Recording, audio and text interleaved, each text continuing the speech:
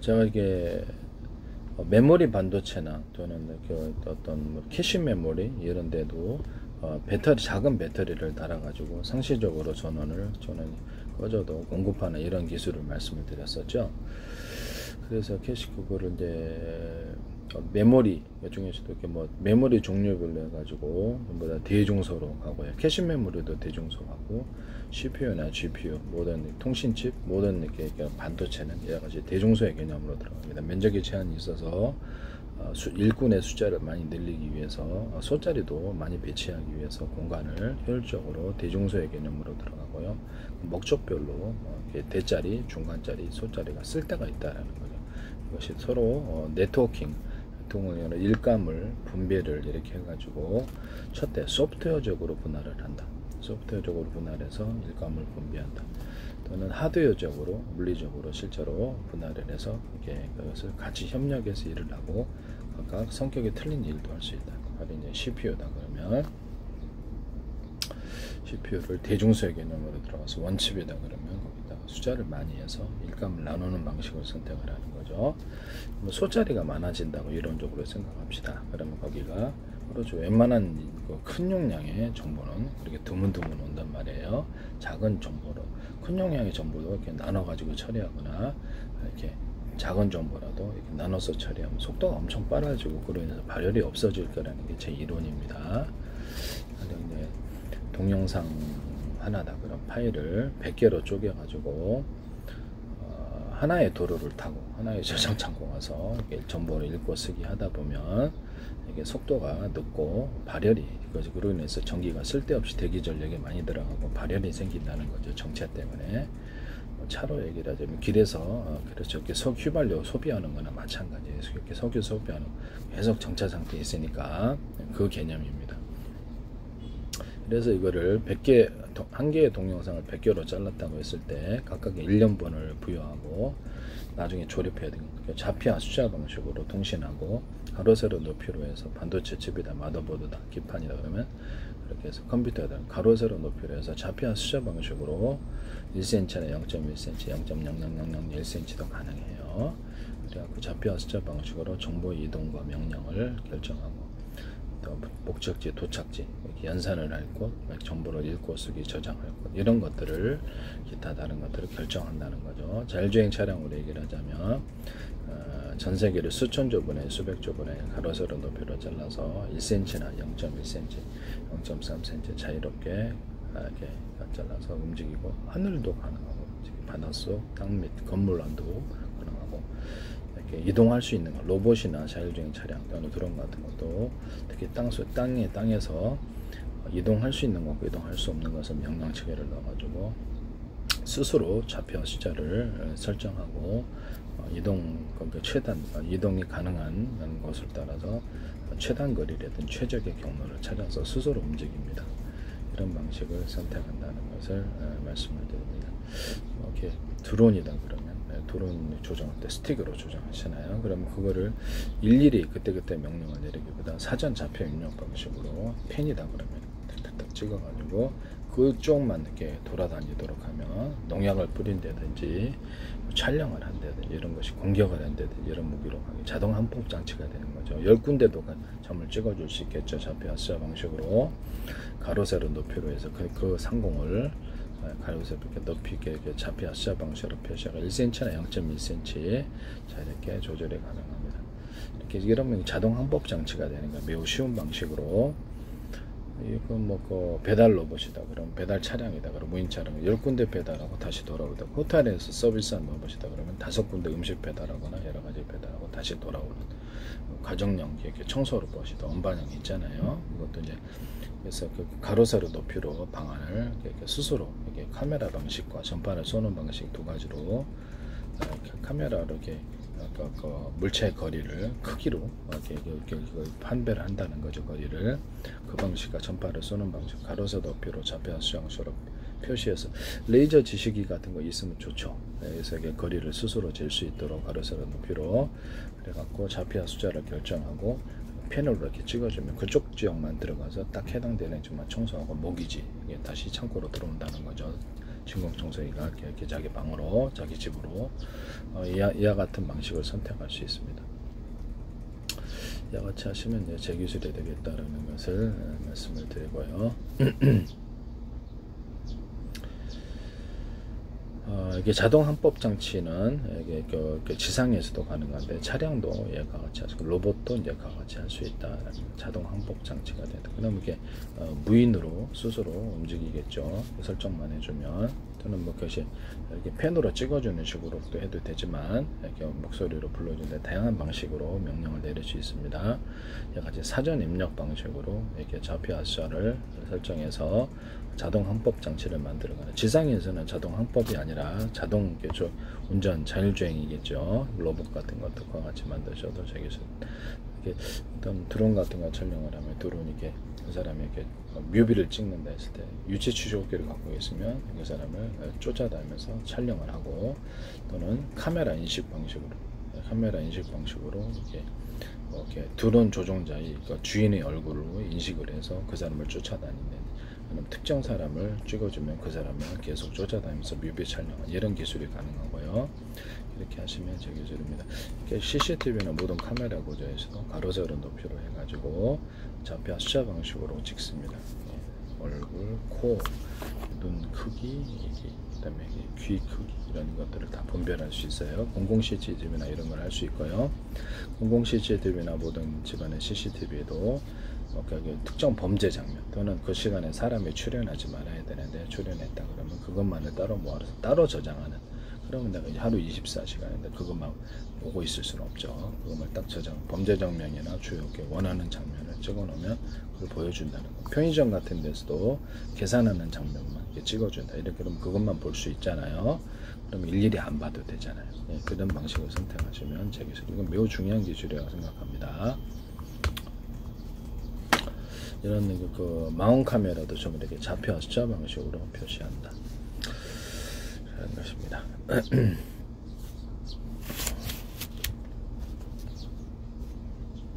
그리고 이제 반도체에 다시 이런 자동 항법 장치 만드시면 되겠습니다. 모든 무기체계 공격과 명령, 무기를 어디다 떨어뜨릴 것이니 그것도 좌표 숫자 방식으로 쏩니다. 이렇게 이렇게 자주포다 그럼 각도를 이 정도 기울였을 때 어느 지점에 도달한다는 거, 어느 정도의 세기로 겟을 쐈을 때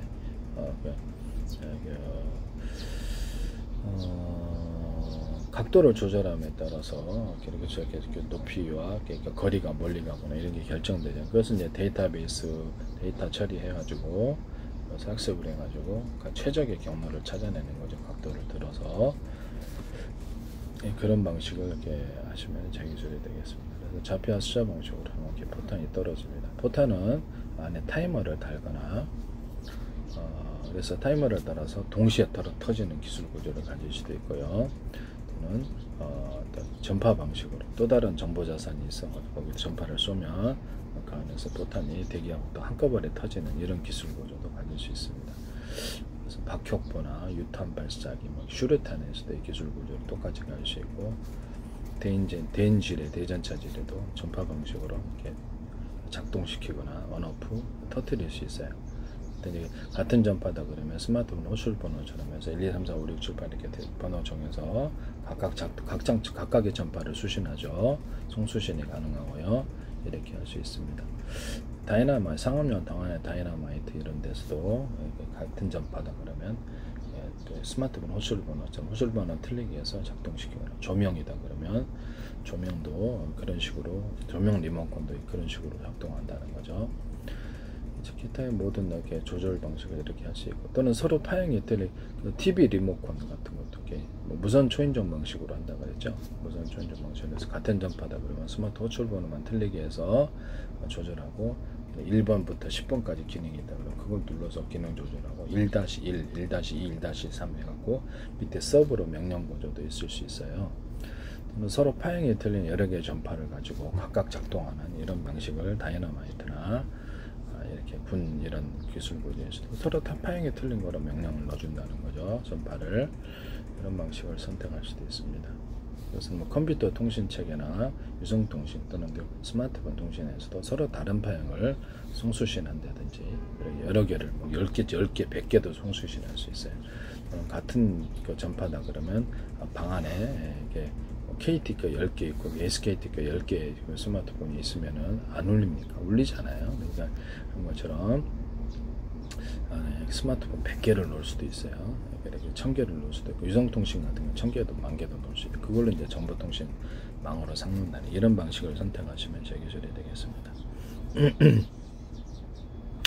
스마트폰이다 그러면 이게 인터넷 이제 이동통신망의 인터넷을 사용해야 되지만 인터넷이 목동이 됐을 때 다른 인터넷에서 무선 전파로 인터넷망을 제공한다 그러면 그쪽 것을 송수신할 수도 있는 이런 구조를 가지거나 KT 것도 쓰고 동시에 SKT 것도 쓰고 두 개 다 쓸 수 있는 이런 방식을 가질 수도 있습니다. 그렇게 하시면 제 기술이 되겠습니다. 전파는 서로 파형이 틀린 여러 개, 무선 전파다 그러면 파형이 틀린 여러 개 전파를 쓰고 2개를 썼는지 3개를 썼는지 4개를 썼는지 10개를 썼는지 알 수가 없어요. 그래서 비밀 통신이 되고요. 군에서 드론 100대를 조정한다 그러면 그것을 각각 시간별로 그래서 20분 단위로 이렇게 전파를 서로 바꿔서 통신한다든지 그것도 가능하고요. 적이 이제 조종하지 못하기 위해서 암호 체계를 가지고 통신합니다. 모든 통신 방법에 송수신하기 전에 암호가 맞아야지 송수신할 수 있는 기술 구조를 가질 수 있는데요. 그와 같이 하시면 제 기술이 되겠습니다. 이 암호 체계도 시간별로 바꿔준다든지 비상시에는 또 다른 이렇게 어떤 전파로 통신한다 이런 기술 구조가 가능한 거예요. 또는 같은 전파다 할지라도 이렇게 드론이 100대 있으면 스마트폰 호출번호는 틀리게 해서 이렇게 수신하는 이런 구조도 가지게 된다라는 것을 말씀을 드립니다. 이렇게 암호 체계를 1단계에서부터 5단계까지 가져갈 수도 있어요. 이렇게 10단계도 되고 한 개만이 아니라 삼성페이에서 전파에다 비밀번호 넣어가지고 현관문 개폐하거나 자동차 개폐, 문 개폐하는 데 쓰시던 제 기술입니다. 그래서 제 기술을 침범한 것으로 저는 생각하고 있습니다. 모든 통신 체계에 있어서 컴퓨터 통신, 스마트폰 통신에 있어서 통신하기 전에 가령 상대방으로부터 전화가 왔는데 거기에 비밀번호를 넣어야지 통신할 수 있다. 이런 기술 구조도 나올 수 있어요. 그렇게 하시면 제 기술입니다. 내 컴퓨터를 쓰는데 비밀번호를 이렇게 한다든지 이건 이미 있죠. 그럼 얼굴 인식 기능을 간다든지 이것도 하나의 통신 방법일 수 있어요. 자기 얼굴을 인식을 해가지고 이렇게 한다는 거죠. 그런 것도 있을 수 있다. 또는 뭐 이렇게 암호 체계를 정해가지고 이렇게 해야만 이렇게 들어갈 수 있다. 이런 것들도 스스로 정할 수 있고요. 현관문 디지털 키 있잖아요. 그것으로도 그렇게 할 수도 있고요. 그렇게 현관문 비디오 표현했다가 이런 이렇게 통과하는 그 현관문 디지털 키를 같이 겸해서 했을 때 그것도 역시 이렇게 암호를 정해서 이런 식이다. 동작 암호, 또는 열려라 참게, 언어 암호, 숫자 방식 암호 이런 것을 정해서 갈 수 있다라는 거죠. 같이 하시면 제 기술이 되겠습니다. 회사에 출입할 때도 그날의 암호를 정해서 출입하는 방식을 사용하시면 제 기술입니다. 기에 있어서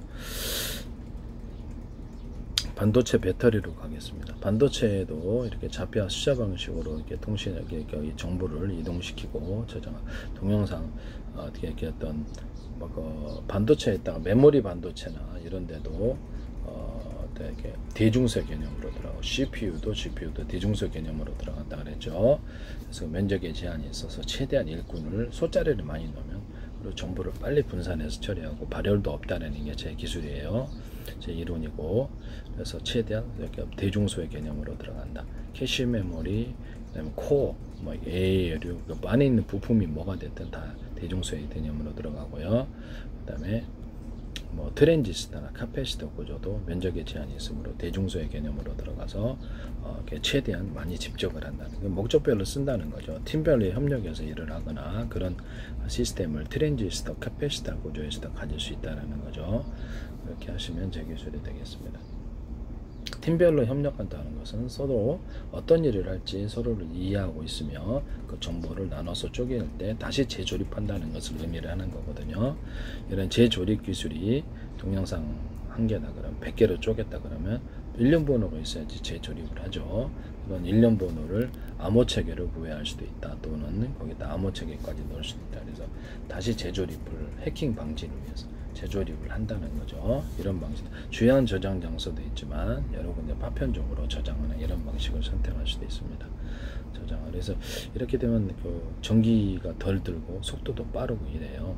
그래서 통신선이 일단 많고요.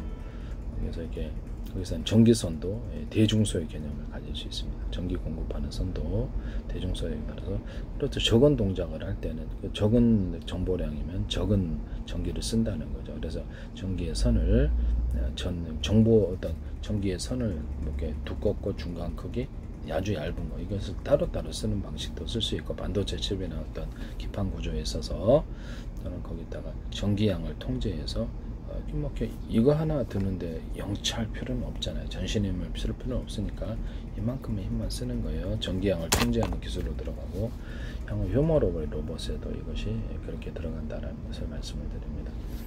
배터리가 이렇게 있다 그러면 각 배터리가 충전 구조를 한 군데가 아니라 콘센트 방식으로 여러 군데 있을 수도 있다. 충전을 한 군데만 그냥 5개 있을 수도 있고 무선으로 하실 때 무선 전파로 충전 구조를 가지니까 10군데일 수도 있다 이런 거죠. 그래서 서로 다른 파형의 전파로 전파를 수신해 갖고 충전하든지 같은 파형의 전파라면 호출 번호만 틀리게 해서 10개짜리더라도 10개 충전 구조를 가진 이런 것은 제 기술 구조입니다. 배터리가 이제 각각 부위별로 이렇게 있고 각각의 전선이 다 연결되어 있어 가지고 온오프 구조를 가지고요. 그럼 충전이 되게 빨라져요.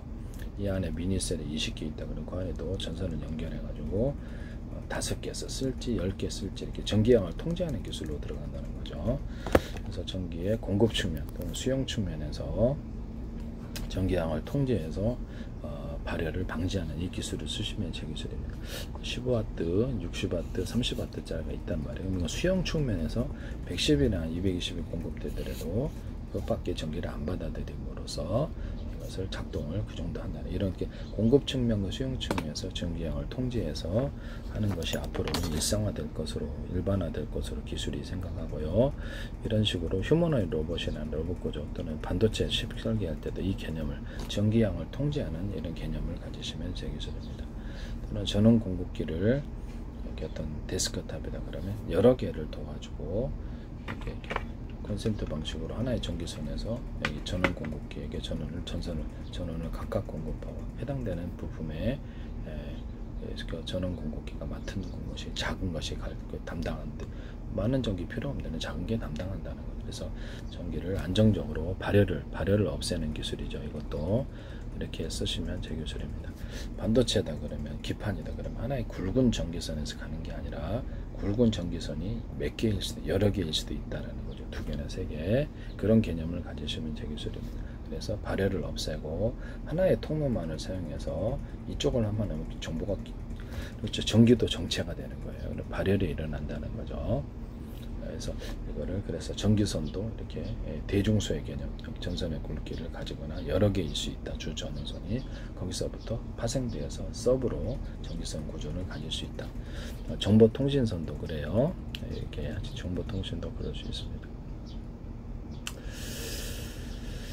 이런 개념을 갖는다라는 것을 말씀을 드리고요. 또는 어떤 배터리, 반도체 부분이나 기판 구조에 있어서도 배터리에다가 전기를 충전하고 전기를 충전이 끝나면 그렇게 전선에 이렇게 전기가 쓸데없이 대기 전력이 있을 필요 없이 전원을 오프시킵니다. 그래서 온오프 구조를 가지고요. 배터리에다가 전기를 충전시키고 배터리에서 해당되는 부품에 전기를 공급하면 된다 이 말씀이죠. 그래서 중간 단계의 전기선에 발열이 없게 하는 이런 기술을 반도체나 기판에 컴퓨터에 쓰시면은 제 기술이 되겠다라는 것은 스마트폰에 쓸 수 있어요. 스마트폰에도 그래서 이렇게 배터리에다 전기를 충전해서 컴퓨터나 스마트폰, 로봇이나 이런 것들을 통해서 그 다음에 전원을 오프시키는 방법으로 발열을 없애는 쓸데없는 대기 전력을 없애버리는 이런 기술을 쓰시면 제 기술이 되겠습니다. 반도체 칩 안에서도 이렇게 작은 배터리 구조를 둬서 이렇게 할 수 있다. 그와 같이 하시면 되겠습니다. 메모리 반도체다. D램이다 그러면 캐시 메모리에다가도 할 수 있죠. 캐시 메모리도 대중소로 가고 메모리 반도체도 대중소로 가는데 그 중에서도 D램도 대중소로 갈 수 있어요. 그래서 같은 면적 대비해서 최대한 숫자를 많이 늘립니다. 그래서 뭐 캐시 메모리도 이렇게 메모리 반도체 종류는 똑같아요. 소프트웨어적으로 분할하고 물리적으로 분할해서 일꾼의 숫자를 늘려서 일거리를 정보를 처리하는 일거리를 할당을 해서 통합해서 다시 재조립하는 이런 기술을 쓰게 되고요. 그래서 그 과정에서 좌표한 숫자 방식을 선택하거나 정보 이동과 명령을 어떤 일련 번호를 탑재해서 다시 재조립하는 이런 기술을 가질 수 있습니다. 정보를 쪼갰으니까 일련 번호를 통해 다시 재조립을 해야 되잖아요. 그래서 일련 번호를 주거나 암호 체계를 주거나 해서 해킹 방지할 수도 있고요. 이렇게 해서 메모리 반도체에도 이 기술이 들어간다는 것을 말씀드립니다. 그렇게 되면 이제 발열이 적어요. 이렇게 정보를 분산하거나 이러면 한 군데 도로를 타고 동영상 한 개다 그러면 100개로 쪼갰다 그러면 한 군데 도로를 타 한 군데 가서 저장을 가고 읽고 쓰기죠. 그러면 발열이 심하죠.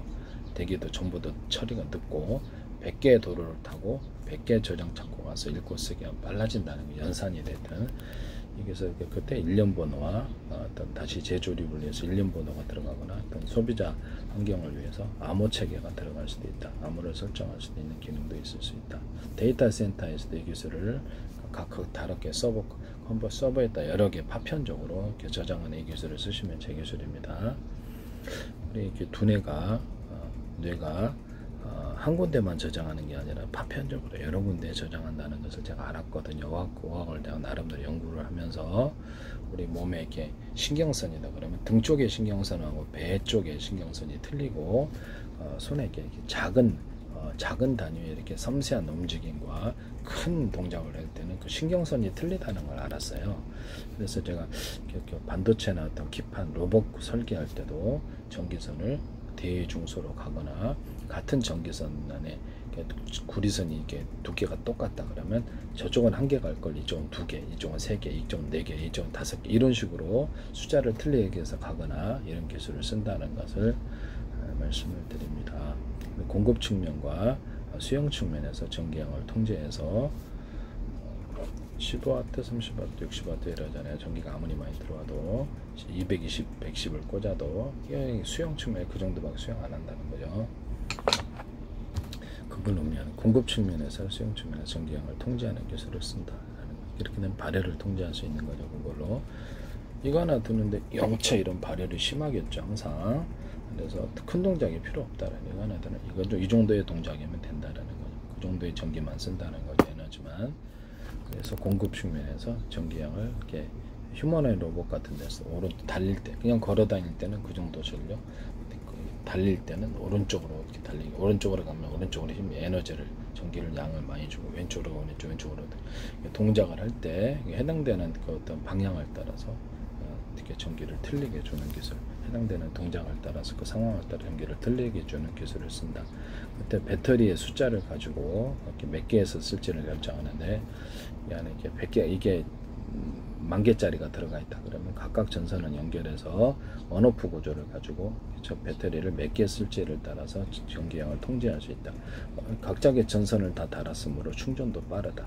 이 안에 미니셀이 20개 있으면 여기에도 전기 선선을 다 달아가지고 여기다가 그렇죠. 20개, 5개 쓸지 미니셀 7개 쓸지 8개 쓸지 전기량을 걸어서 통제를 한다는 거죠. 이런 기술을 쓰시면 제 기술이 되겠습니다. 어쨌든 배터리에다가 반도체나 기판 구조에 배터리를 달아가지고 전기를 충전하는 구조를 가지고 온오프 구조를 통해서 전선 안에 쓸데없이 대기 전력을 없애는 기술을 쓰시면 제 기술이 된다. 말씀을 드리고 반도체라는 게 칩 안에서도 이 기술 구조를 똑같이 가질 수 있다. 그리고 전선의 굵기를 대중소 개념으로 해서 틀리게 들어갈 수 있다. 목적별로 전선을 골라서 쓰거나 같은 전선 안의 두께라면 같은 구리선이라면 두께를 어떤 데는 하나 쓰고 어떤 데는 2개 쓰고 어떤 3개 쓰고 4개 쓰고 이런 방식을 쓰는 전세계 전원 공급기에서 이 방식을 쓰면 제 기술입니다. 또는 어떤 특별한 공급을 전기를 많이 해야 될 때 모터 들어가는 직전에 이런 선에도 다른 데보다 전선을 차별화해서 이렇게 주거나 두껍게 들어가거나 전선안의 구리선을 두께를 대중소 틀리게 만들어서 주파수 방식으로 왔다 갔다 하게 하는 이런 전구를 굉장히 파워가 셉니다. 모터 고동할 때 들어가고, 모터에도 서로 굵기가 틀린 구리선들을 많이 감아놓고 그런 파워가 세지는 전기적인 공급 방식이 되고요. 다시 일반적인 방식으로 바꾸려면 전기선의 구리선의 두께를 대중소하던 것을 똑같이 굵기로 가면 일반적인 전기로 바뀝니다.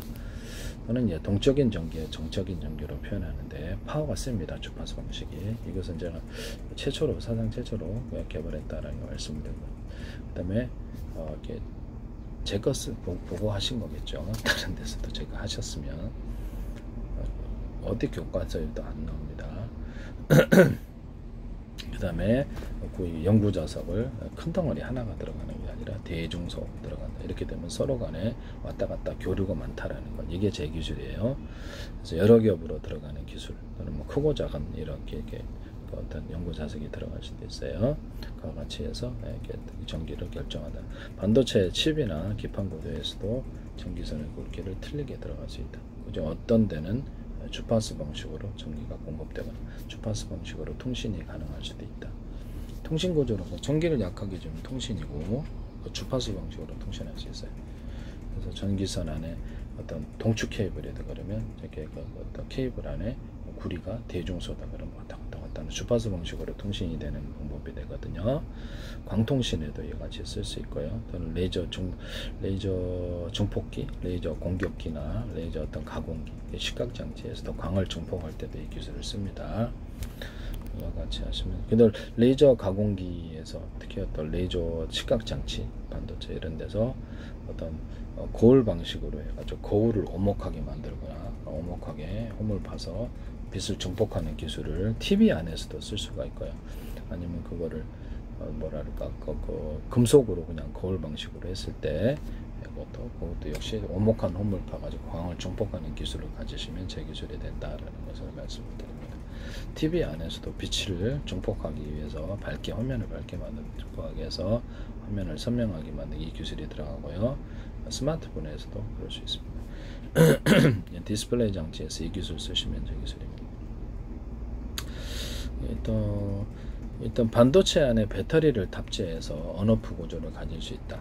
그래서 배터리에 충전되면 더 이상 대기 전력을 전기선 안에 전기선 안에 이렇게 대기 전력을 만들 필요가 없죠. 꺼버린다. 그쪽을 언오프 시키고, 그래서 발열을 없애고 전기 낭비를 없앤다는 거죠.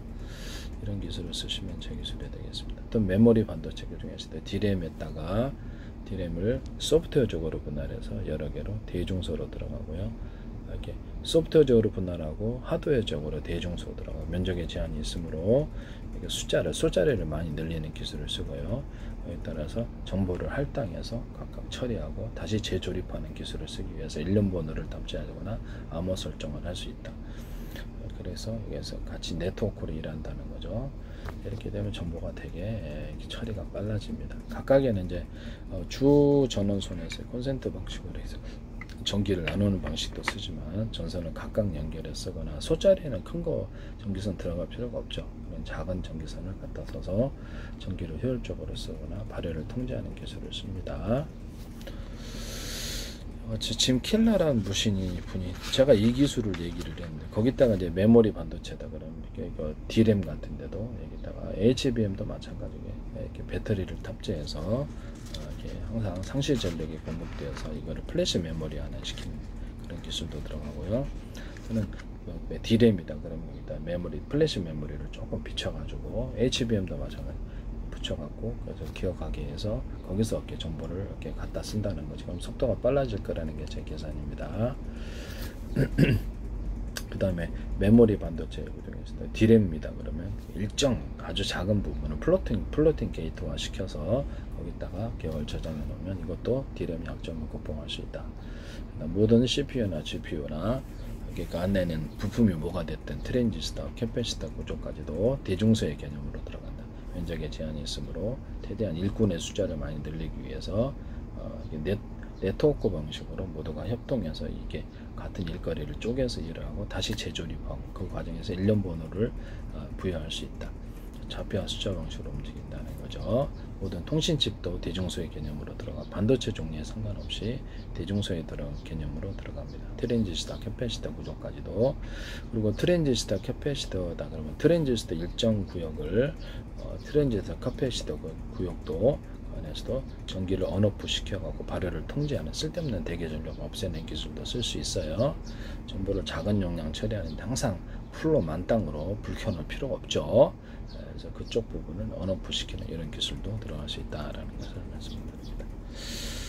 그 다음에 반도체 안에서 반도체 칩 안에서 건축 로봇이다 그러면 스스로 발전하는 구조를 가지시면 제 기술입니다. 그래서 태양빛을 받아가지고 이렇게 태양광을 통해 발전하든지 기초 전기를 삼아가지고 제 방식 회전축을 돌리는데 굵기가 틀린 구리선들을 많이 감안하고 두께가 틀린 연구 자세들을 많이 감안하고 회전하지 않더라도 이 구리 부분 감안한 것과 연구 자석들이 여러 겹으로 들어가는 이런 기술들이 있으면 전기가 생산되거든요. 회전 방식도 될 수 있고요. 그래서 송전선은 두께가 틀린 연구 자석들이 송전선은 전기선의 구리선이 대중성 틀리게 들어가서 주파수 방식으로 전기를 생산하고 송전하는 이런 기술 구조를 가집니다. 이건 이제 풍력 발전에도 쓸 수 있고요. 자동차 회전중에 이 기술을 이렇게 감아가지고 두께가 틀린